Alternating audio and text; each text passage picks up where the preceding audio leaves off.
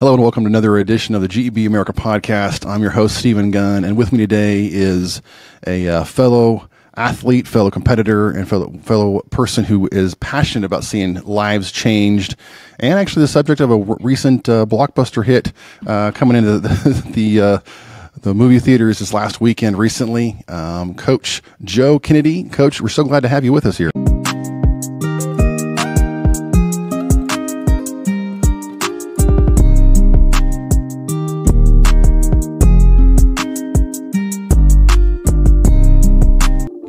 The views and opinions expressed on this program are solely those of the speakers and not necessarily those of GEB America, Oral Roberts University, or their employees. This program is not intended to offer investment, financial, medical, legal, or any other advice. Viewers should consult a subject matter professional regarding any such matters. Hey, thanks for having me. This is awesome, buddy.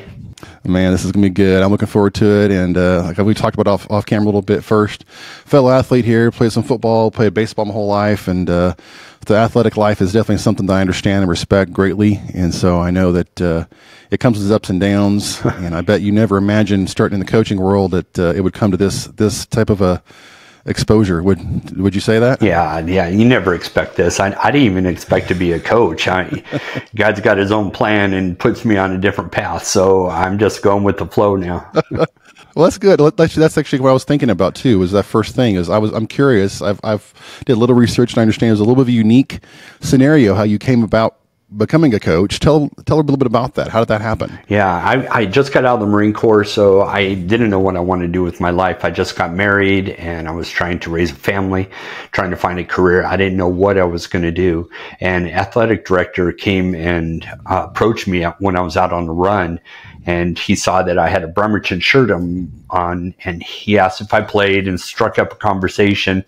And I'm just trying to continue on with my run. I was like, okay, yeah, whatever, psycho. And he said, hey, we're looking for coaches. So if you ever think about it, give me a call. And he gave me his card. And boy, he started hounding me after that, started hounding my wife after that. And so finally, my wife said, maybe God's trying to tell you something. So I went to an interview and talked about hysterical.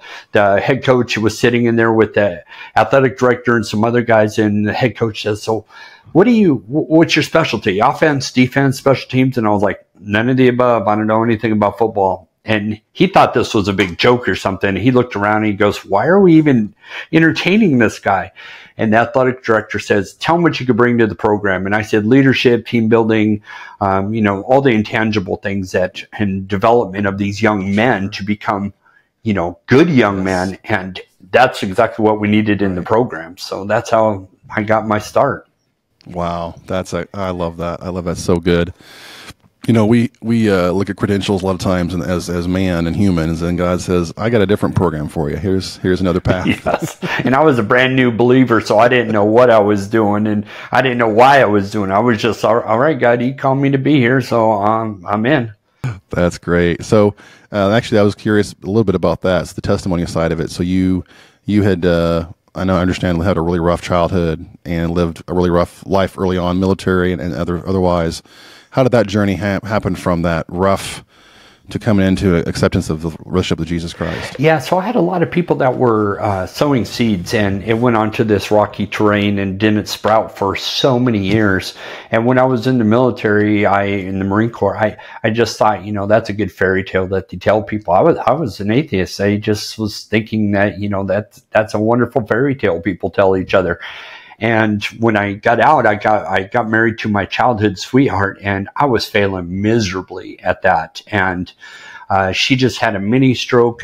She had so much going on in her life. I didn't know how to break through to her, and it was falling apart. And I had no other place to turn. So next thing I know, I'm falling on the altar, and I'm making a deal with God. If you give me my wife, I'll give you my life. And he's like, deal, sold. And next thing I know, he has me coaching. So yeah, he took me up on that real quick, and I'm sure he's still laughing about it up there.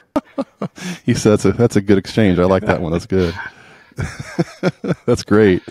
Well, now, so from the coaching side, maybe kind of just looking at it now, I know it's been a season of time and steps across along the way, but what lesson just from coaching in general that you learned, maybe that you've applied to your personal life that might surprise somebody?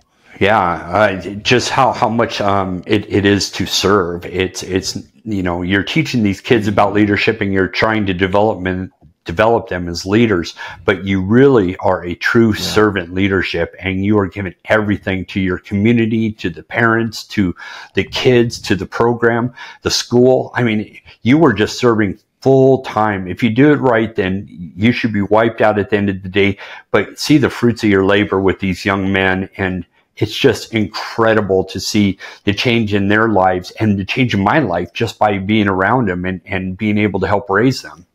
Wow.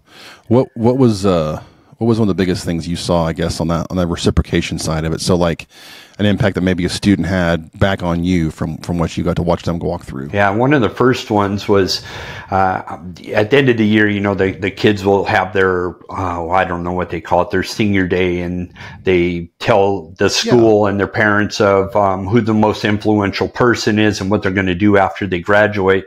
And the first year I had one of the guys say most influential person on me was Coach Kennedy. And I didn't know how to handle that. That just floored me. Wow. And I knew at that moment that I am getting through to these kids, and that I need to stay focused on them, not to ever look at the game, but look at the kids that are doing the game.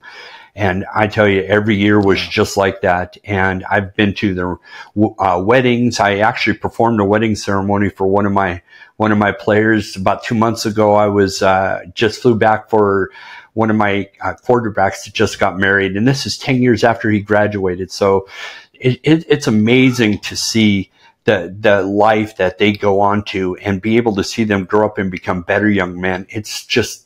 It's incredible. And to see God working in all of our lives, not just mine, but see him in their lives also. Right. Wow. I love that. That's great. I have had, just on my side, I've had the privilege of keeping in touch with some of my coaches, who've had that kind of place in my life. They've really spoken to me and really, cared. I knew they cared. And so it's been pretty cool to be however many umpteen years later. Yeah, we won't say that. How it's been. But just to have that relationship still with them is still pretty special. And, some of them are still coaching at the collegiate level, still active, still very much a part of things, but still have that place to be able to say, hey, coach, thanks, hey, and have that exchange is something super unique and a privilege for sure. Absolutely.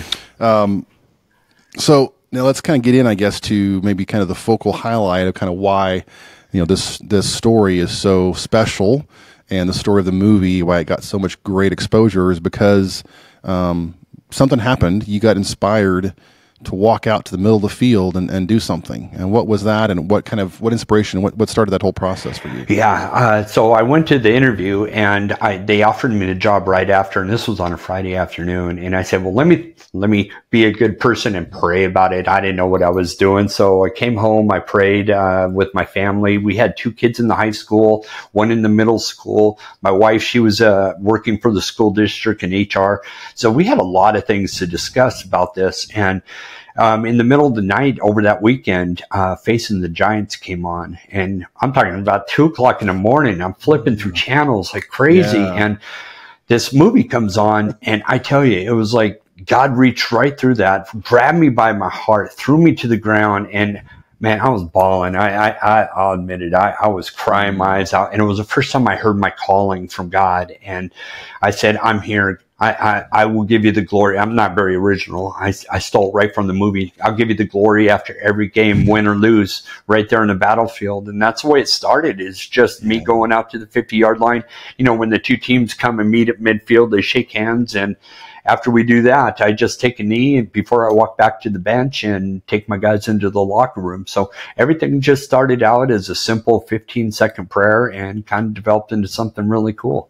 That's amazing. And I was going to say, you weren't out there making a big show. It wasn't like you're trying to dance and jump, but you were just took a knee, just took a moment, reflect, pray, and then just went on with your actions. So it wasn't like you were trying to get attention. It just was giving glory to God. Well, this went on for 8 years. So obviously I wasn't trying to get attention. This was just something I did. And the kids asked if they could come out. if they could come out. And I said, it's a free country. You can do whatever you want. And they started coming out, and they asked if they could invite the other team, because it's a small community. These kids, grow up and play Pee-wee together.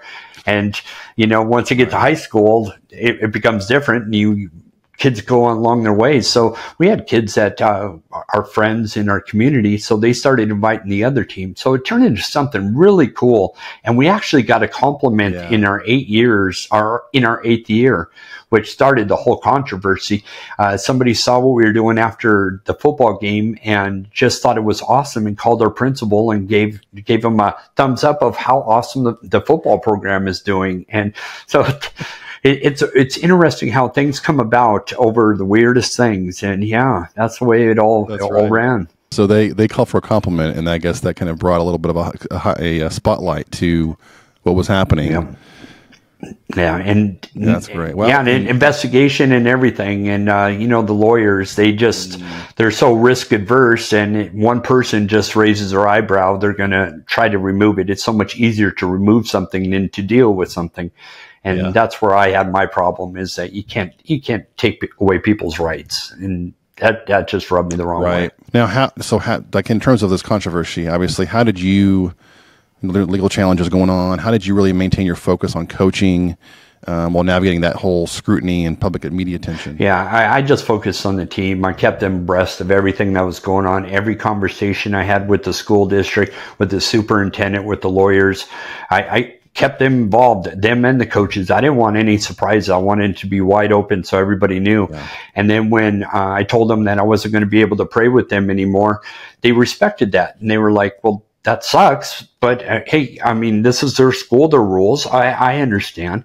So I stopped that altogether, and I just kept praying by myself. And then it came down to, they said, well, we can still see you. And I sat there with the team, and I asked them, I said, hey guys, this is what it's going to come down to. And my team looked at me and they asked, well, coach, can't you just give in? It'd be so much easier. And I knew at that split second, this is my chance to show leadership by example. And I tell these guys, I don't care how tough it is or what you're going through in life, you keep fighting the good fight. And here's a perfect example of it. Imagine what kind of hypocrite I would have been if I would have just turned my back on it. Yeah, it would have been a heck of a lot easier, because the only thing I wanted to do was coach football. I didn't want any of this nonsense. But it was the right thing to do, and it was my chance to show them. So I had to take that stance and show them that you do what's right, even if it's going to cause you pain and suffering, because doing the right thing is always right. That's good. Wow. That is amazing. So obviously you had some mixed responses from the players. Now, from my understanding a little bit, like I said, the research I found, I understand this didn't exactly go over the whole entire time that you went through this whole ordeal super well at home. There were some challenges, some back and forth with you and your wife. How did that go? And then how does that make you stronger now? Yeah, we almost got divorced over this. So as my wife was working for the school district, she started out in like a secretary in HR. And then over 15 years, she finished her degree and did every job in the HR and became the director of HR. So you can imagine that you deal with the troubles that go on with personnel, and here I am causing the biggest trouble of Bremerton High School history. There's never been anything this big ever to happen in our little town, and it shook the foundations of everything. And we almost got divorced over it, and God showed up right in the right time as I was getting ready to leave the house, and he showed back up. And I mean, just in the split second timing of his divine time, because it's not my time, and it's not when I want him to, but when we absolutely need him to. And he came and saved our marriage, and we have never ever been stronger being able to battle this fight together. Wow. Do you mind, I don't know the level of you want to share, but what was it that was you knew that it was his touch and his hand in the middle of that? What was the tipping point that made that kind of really come forward for you? Yeah, so we got in this huge fight. Every day was a fight, but we got into a huge one, and we were in the bedroom talking, and she fell in the bed and started crying and just sobbing. And this was a daily thing. And I said, I can't hurt you anymore. She said, I can't deal with this anymore. We need to take a break from each other. And I said, well, I'll just go. And as I was walking out of my house, out of my bedroom to go down the stairs to walk out my front door. Right as I get to the hallway, I get a text message on my phone, and I'm like, oh, my lawyers are calling me, of course, at this time. And I look at it, and it's Alex Kendrick, the guy who made Facing the Giants. He's standing on the 50-yard line where they filmed Facing the Giants. And he said, Coach, I just want to tell you, I understand that you and your wife are going through some hard times right now. We're praying for you and for strength. And I fell down the stairs. I ripped the banister off of the wall. My wife comes running out. I'm laying on the bottom of the stairwell, holding on to this 18-foot, banister. And I hand her the phone, and we sat there, and it was the first time our eyes were just open to, this is absolutely 100% God. This had nothing to do with me, and this is what God was calling me to do. And I got to explain it all to her, of that my covenant with God was to serve him wherever he calls. And this is what he was calling me to do. And it's what saved our marriage. So we sat there and cried in each other's arms and watched this video. So the Kendrick brothers that did the movie Facing the Giants got me into coaching, and then saved my marriage, right there. And, and God, we're two are separate, man. We became one, and just, there's no way anybody's going to break that apart. That's incredible. Wow. That is incredible. And I guess you recovered okay from the banister fall. You're right. Well, I fell on my head quite a few times. You did sports. You understand that. One too many blows to the head. It was just one more hard hit on the exactly. line. Oh my gosh. Now, what? So you've had the chance, obviously, coaching. In this new opportunity, a very unique coaching perspective of what you got to bring to the players. What advice would you give to other young coaches who maybe want to incorporate their values into coaching while respecting, variety of diverse perspectives? Yeah, because we were the most diverse high school in our area, and it's a very poor school. So we have a reputation of where all the, not the best kids go. And that's why I graduated from that school at the time, was when I went to Bremerton, is because it had, that's just where all the bad kids went. So we had a stigma there, and I just stood and to be the light. I didn't have to go and preach to them. I just, always explain, you do what's right, even if it's not popular. We worked on discipline and team building all the time, and I never gave them a break from that. And I just kept that even keel with them, and they knew where they stood with me at all times. And I just let God shine through me. I didn't have to go preachy on them. They saw the difference, and I was different than everybody else. And that's what I tell everybody, is just be yourself, be the light out there in the darkness, because a lot of these kids are going through a very dark time in their lives, and they need people to be able to lift them up and to shine that light upon them. Yeah, that's so true. I think back to some of my experiences. I was actually at probably a larger school, a private school. So it's, there's a whole different dynamic there. But even in that dynamic, there's different aspects of people that are going through things that you never even know, what they're going through. And just to walk side by side with them on the field, and then to find those cases where somebody's really hurting, and they may lash out or they may act out differently. What were some of the high point great stories out of that you saw as a coach, of people making a full turnaround from those experiences? Yeah, I had one kid, so he was known as a really good football player, but too soft and emotionally and physically. Okay. He didn't know how tough he could be.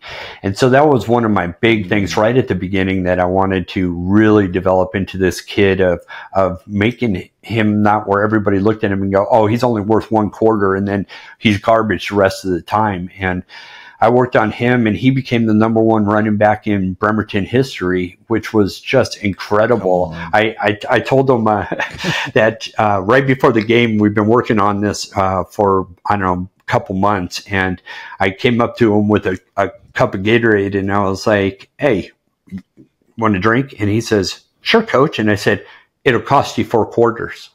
And you should have seen him. His hand backed right off of it, because he never finished a game ever. And he sat there and got himself pumped up, and he goes, deal. And he took it and drank it. And that was the first time that he finished an entire game. And from that moment on, year in and year out, he was the #1 running back in our district. It was just amazing that just this flip of a switch on some of these kids is just so amazing. Yeah. And I would take the least likely guys, kind of like me being chosen to do this, do this film and have a story about me. Yeah, I'm the least likely guy. I would take these least likely guys and help develop them into becoming great leaders and part of their community. And it was just awesome. Yeah. Every day was just a different kid that you got to work with. And man, I tell you, there's nothing better. Absolutely nothing. I love that. That is great. What now? Let me just ask you a question. So, with the movie, whole thing coming out, did you get a chance to be there for any of that? Were you there on set for anything, any of the recordings or anything? Yeah. So I helped develop because we wrote the book and the screenplay years ago, and we just been fine tuning it and really trying to develop it. And Stephanie Katz, who is the writer, she was my ghostwriter for my book, so she knew our family, she knew the story, and she was a big time liberal. Okay. So I thought this was the absolute best person to tell this story because I didn't want it to be this side or that side. I wanted it to be right in the middle. And I think she did a fantastic job with that. And they kept us in the loop on everything, on the character developments of each one of the people in the movie. And we got to be on set. We were there for the first week and the last week of filming. And we got to meet all the actors from, the star actors all the way down to the people that were providing food. I got to go over there and help serve chow and stuff like that. It was just a great, cool experience. Very weird, but very cool experience to be there and witness this. Yeah, I think I was watching one of your other discussions you had, and you said kind of the best way to describe it was just very weird and just different to see your story on film, on screen. I'm sure that has to be so unique. But let me ask you this. So what, being that you were there, what was maybe something happened off the field during like the filming or something you saw didn't make in the movie, but maybe it was just really memorable to you, something that kind of stood out? Yeah, we had to, because you're trying to put your whole entire life in there. It's not just a football movie. This is a great love story about, two people that go through, basically hell together as kids, and our lives intertwine, how God worked his way into it. So we had to leave a lot of it cuts down on the floor of the I don't know, whatever room they do that on.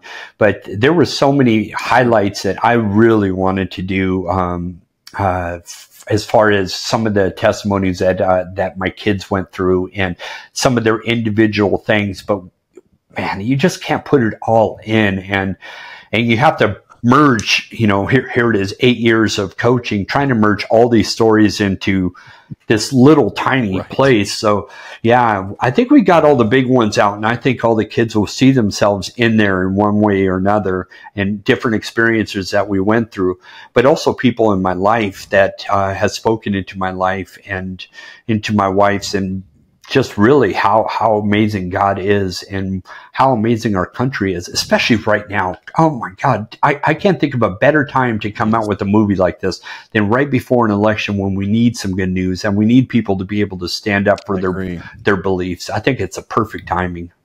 I 100% agree. I think that it is, that was to say, what stood out to me in the research process was to find out that necessarily, obviously you're a Christian, obviously a believer, and that's a forefront thing.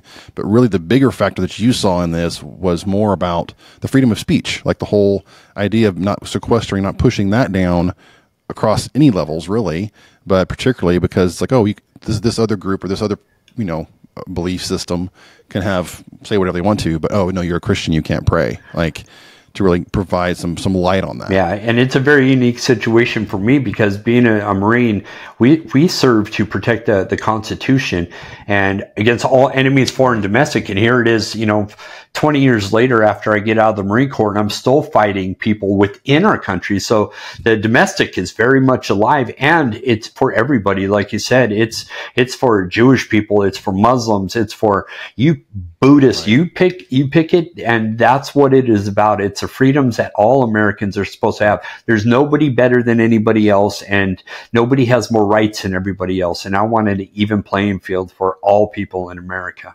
That's so good. And thank you for that. I appreciate that. Really, that's very needed. And definitely, I remember hearing about the verdict when it got to the Supreme Court and it came down, and I was like, wow, what an amazing stand. And so, to be this far down the road now, a few years later, that was in 2022, is that right? That actually the verdict came down? Yeah. And so we're a few years past that now, but just to get a chance to meet you and talk to you and hear your story, I think it's just such a privilege and honor for me, for sure. Now, let me ask you this. This is maybe a unique question. If you could write a letter to your younger self, whether it's been coaching or maybe even before that, what are some advice or perspectives you would want to share with yourself from that? Looking back, hindsight's always 20/20, right? And we could play, quarterback here from our lounge chairs now. But I would actually tell myself that just look for God's fingerprints and not change a single thing, because everything worked out exactly from being an unwanted birth, all the things, all the fighting, all the heartache and stuff we went through as kids, and then through the Marine Corps battling and going through time of war and seeing the worst in humanity, that it really develops you into something incredible. And each one of these steps you have to go through, because you don't want to be defined by your past, but you want to learn from it. And I took everything I've ever learned and just keep driving forward. And that's been my driving force, is trying to be an example, because there's too many bad examples in the world. And I followed a bunch of those when I was a kid, but we wouldn't be talking right here if God didn't have his fingerprint and I didn't go through any of that. So I think I would have tried to look for God's fingerprints a little bit earlier, so I could see that all this was developing for a reason. And I didn't have to wait 40 years to put it all together, because, again, hard-headed and Yeah, that's true. Well, and I think that's good. I think we, like you said, we can look back and see, even in the adversity, even the trials, that God was there and was his fingerprints were along that way, but maybe they didn't pan out the way we wanted them to. And so that meant in that moment, oh, he's not here, he's not around, and he doesn't care. It's like, well, actually he does, and he actually protected you from this or that, or kept somebody else from doing this or that. You don't see the whole picture until years later. Yeah. That's for sure. Exactly. Well, this has been an amazing interview with Coach Joe Kennedy, and Average Joe is out this week here of August 11th through 17th. And so this is a special edition podcast we've got coming on here. We'll have it published here within the time frame that the movie is still showing in the theaters. So hopefully you can get a chance to go out there and catch that. So I guess, is there a website people can go to and check that out? Yeah, and I know I told you I'm not a very original guy, so it's averagejoemovie.com, and you can put in your zip code and it'll show you where it's playing, what time it's playing. You can get your tickets right there, and it's a perfect date night for everybody, and it's a great love story to inspire people in every way, shape, and form. And because if God can use a knuckle dragger like me, imagine what he could do with the rest of the people here in America. So yeah, the least likely, God can use everybody. And I just hope people start standing up on their own now that they have more religious freedom now than they've had in the past 50 years. Amen. That's good. Well, we want to say thanks to our guest, Joe Kennedy, for being with us. We want to say thanks for you for watching or listening, maybe whatever platform you're on, whether it's on pray.com or you're on your favorite audio podcast platform. Whatever the case may be, share this with your friends. Make sure you tell somebody about this, how to listen to it, watch it, and check it out, and subscribe so you make sure you don't miss any of the next ones we have coming up here. And this is Stephen Gunn for GEB America Podcast, and we'll see you again next time. Have a great day and keep living well.